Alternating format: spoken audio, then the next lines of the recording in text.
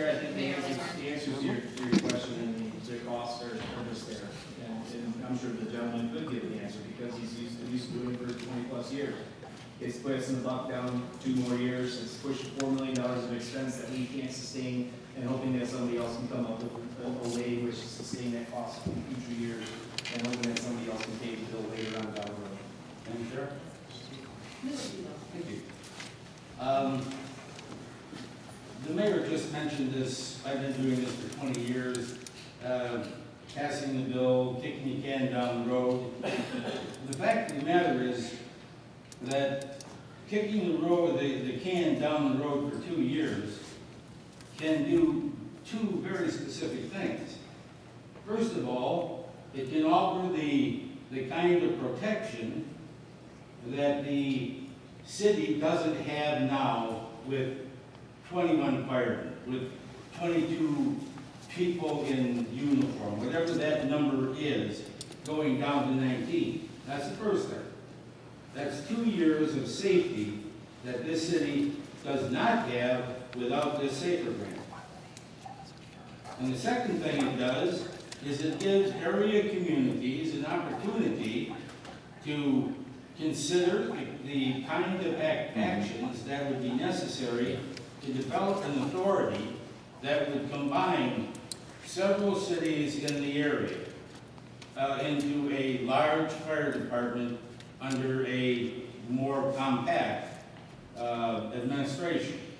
Well, that's the kind of thing that's been talked about for a long time, and it's the kind of thing that we can move toward with 2 additional years. 2 years of safety as opposed to back to 19 firefighters, or as the mayor just indicated, a sustainable contract with some additional employees. As far as the statement that the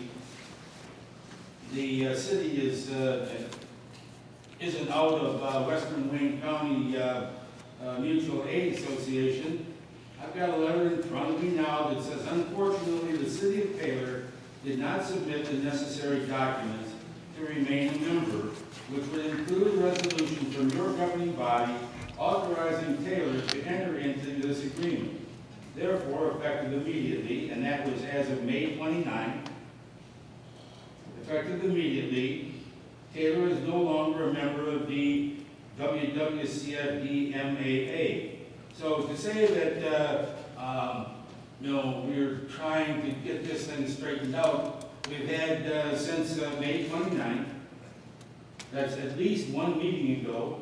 If you got the letter on the 29th, you could have come to the governing body, which this still is. You could have come to the governing body and asked this body to do what had to be done to be reinstated.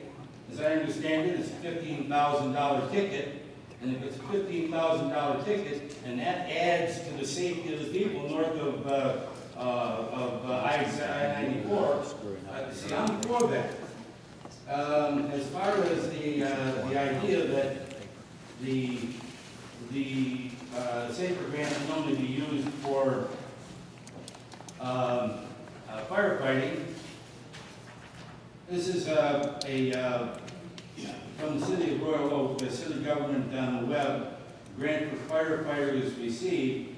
It's a short article, but the crux of this is where it says that for the immediate future, it does not mean the city will not pursue plans to privatize the MS transport.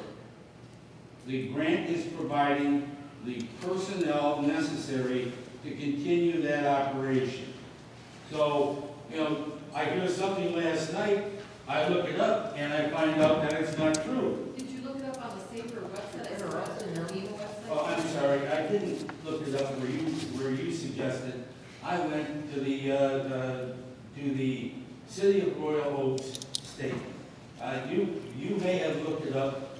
I'm not even sure when you did that. I'm not even sure you did it. I know you said you did. The fact of the matter is, if there is a problem with this,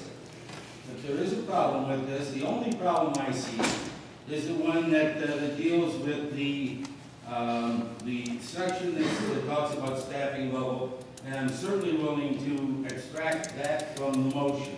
And that can be done fairly simply. So that all it says is that we go back to the number of firefighters as proposed or directed by SAFER. But here's the thing. We can talk about whether the council can ask or cajole or beg the mayor to do something. The fact of the matter is that the wording in this document is perfectly adequate for these purposes. You can nitpick this, you can nitpick the resolution, but the fact of the matter is that what we need in this town is not nitpicking and not cleverness, but rather a fire department that is fully functional and servicing the needs of the city of Taylor.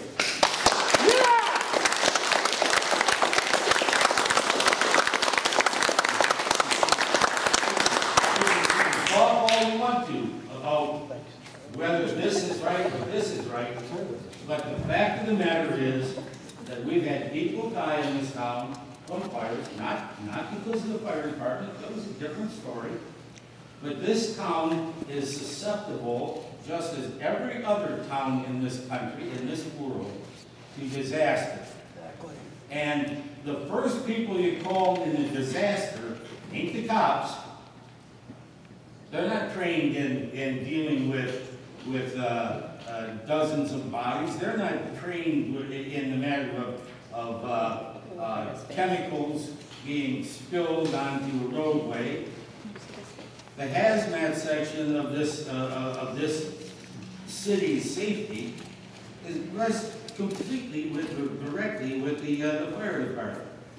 We need a fire department that is fully functional. We have the opportunity with this SAFER grant to get that situation covered. And I want to say that this will be my last statement on this in this regard. At this point, we have what appear to be, what I believe to be, the wants and needs and desires of 63,000 Taylor residents being held up by the position of one man. Now, is that democracy? Is that government 101? No. Nope. I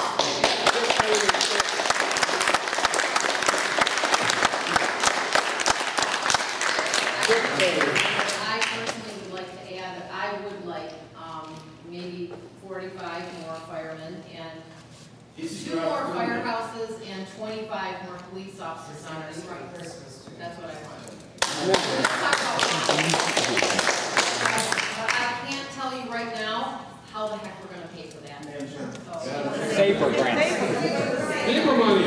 Holy crap. Just to add to Mr. Delo's statement there a little bit, being around this town since 1953, watching it develop from pretty much a farm company, we have probably 60 to 70% of our homes are older homes. Large majority of those haven't been inspected for wiring and things like that, possibly in their history, but certainly not for many, many years. We are ripe for a catastrophe. We have, last year or a few years ago in Detroit, they lost a couple of city blocks because on a windy day, they had some fires. That can happen here. We live in a flight path. We've had several plane crashes besides 255 out at Metro. Planes fly over my house a large part of the time. They can take out blocks. We have serious situations. We can't afford not to have a fire department.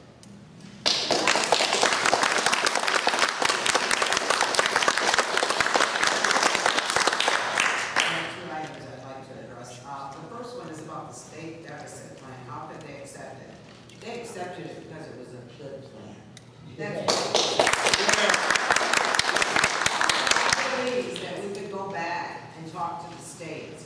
If we got an $8.1 million grant, I believe they'd probably not mind that we want to go and maybe change something in there to accommodate it. But what I want to say too is, last night in the study session, I was making some statements about the fire department, that we need more.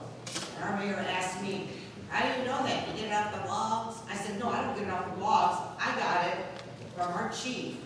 I got all the stats that we were sent, I don't know, weekly, bi-weekly, until now, and we no longer get them. He goes, well, I have them, you can get them for me. I haven't received them yet. So for a while there, I was receiving all the times, how long it took each run, and we were able to look at it. So when I would come in and make a statement, well, it's not that, I'd say, well, I have it in writing. So now when I say, you must not get it from the blogs, because I can no longer, we requested it, we asked you months ago, and we got it for a while, but we no longer can get the stats on how long each run takes. So I find that deplorable, that your council cannot know without, how do we get it? We asked for it. So we're supposed to get our information from blogs.